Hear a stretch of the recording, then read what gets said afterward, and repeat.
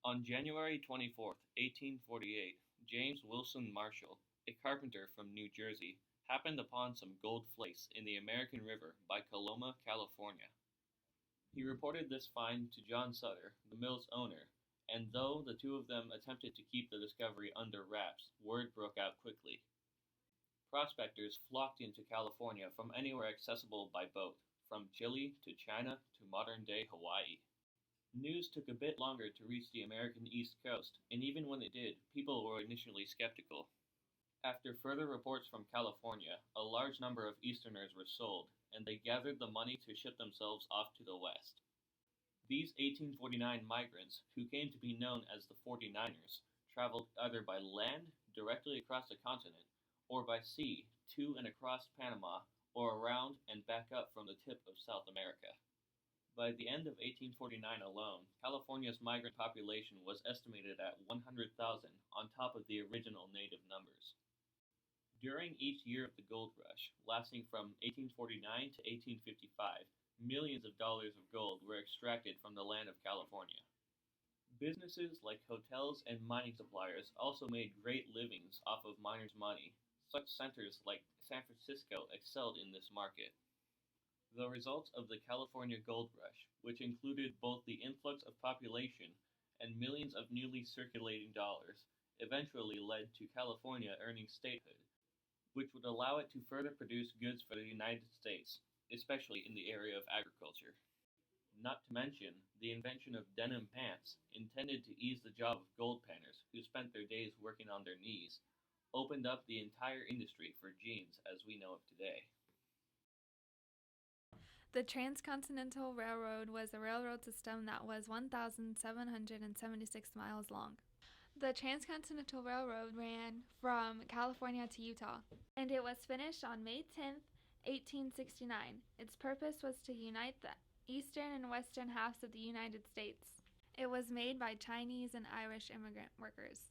A man named Charles Crooker pushed the workers to finish the railroad by putting down 10 miles of track a day after they were past the mountainous regions.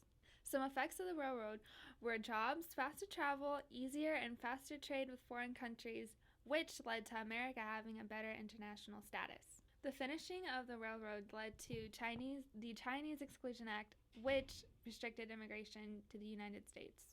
The Transcontinental Railroad is considered to be one of the greatest American technological feats of the 19th century. Without the invention of the railroad, our transportation would not be as advanced as it is today.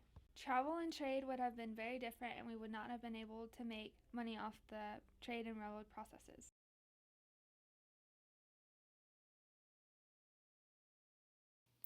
On April 12, 1861, Confederate ships under General P.G.T. Beauregard opened fire on a Union-controlled fort, Fort Sumter. It led to 4 long years of bloody conflict, resulting in the death of approximately 620,000 soldiers. It began when tensions arose between northern and southern states over a slave dispute. Northern states were beginning to fight for the abolishment of slaves and to make them free men. The southern states, on the other hand, didn't want to lose their free labor system. Eventually, the South opted to secede from the U.S. in order to make their own country that would have an economic system based entirely off of slave labor. By the time Abraham Lincoln was elected and inaugurated into office, a total of 11 states had officially seceded. Lincoln directly opposed this movement. He believed that secession was unlawful and that the United States needed to stay united as friends rather than see themselves as enemies. The war had many repercussions, one large one being debt.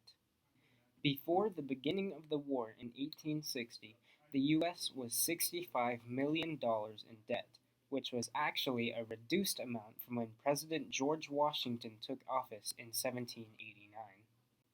By the end of the Civil War in 1865, the national debt in the United States had raised to $2.7 billion.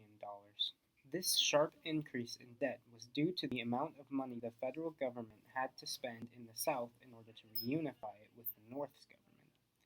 The government also had to spend much of its money on pensions to widows and veterans who had suffered injuries in the war that kept them from getting a job.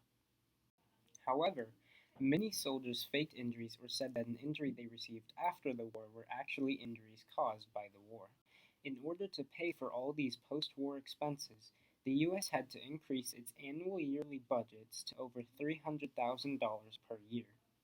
The economy in the South was also greatly affected by the North winning the Civil War. Once slaves were freed, the South no longer had access to free labor and had to begin paying employees to keep their farms in business.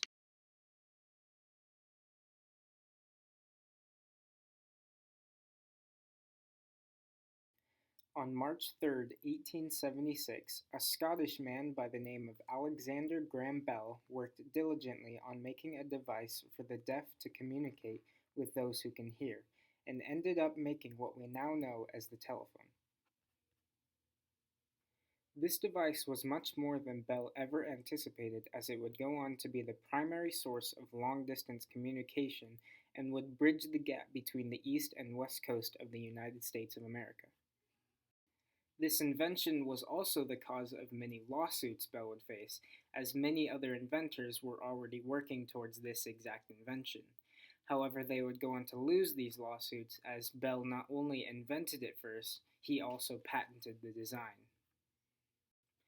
The telephone would not just benefit Bell by making him rich, but would also allow for companies to do business with other companies on the other side of the country. This also led to a short boom of telephone lines and thus an influx of jobs and materials. This is why the telephone is so important to the American economy.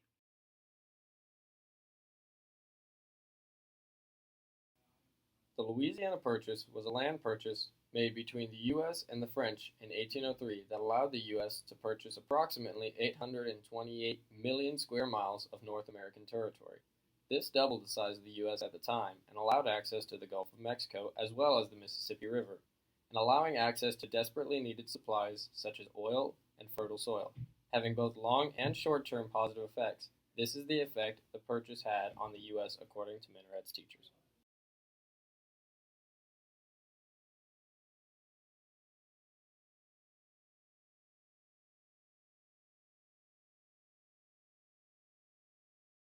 Yeah. Okay, so as it doubled the size of the United States, it gave the United States basically unfettered access to the Mississippi River. Okay, as it gave the United States unfettered access to the Mississippi, which was the goal in the first place to get New Orleans, then they ended up with this huge tract of land. Now the whole interior of the United States can send their goods down the river to the rest of the world. So that's huge. It also eventually, in the next 30, 40 years, greatly expanded the amount of land that was open to slavery, with Louisiana, Arkansas, and Texas. Although Texas basically comes in a different way, as Texas is annexed after the Louisiana Purchase. It kind of gets the United States moving in that direction. Missouri is also a slave state, so it definitely affects the sectional effect, but that's more political.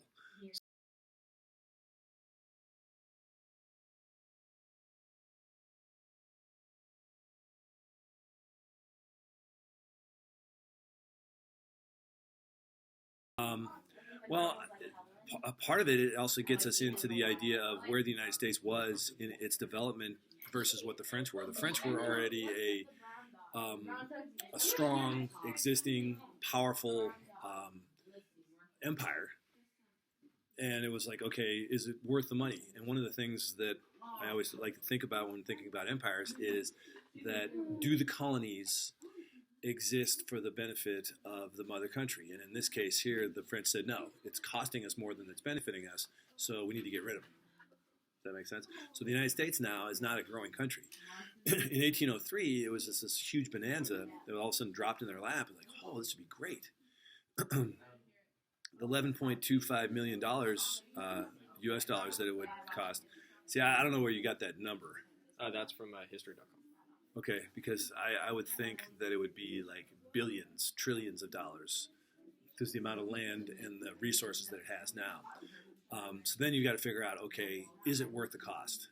Is the benefit of what's in the land, on the land, and what allows the country to do worth the money that's put up front and the money that's going to be spent on maintaining that land. Does that make sense? Yeah. Cool. All right. Excellent. Thank You're you. welcome.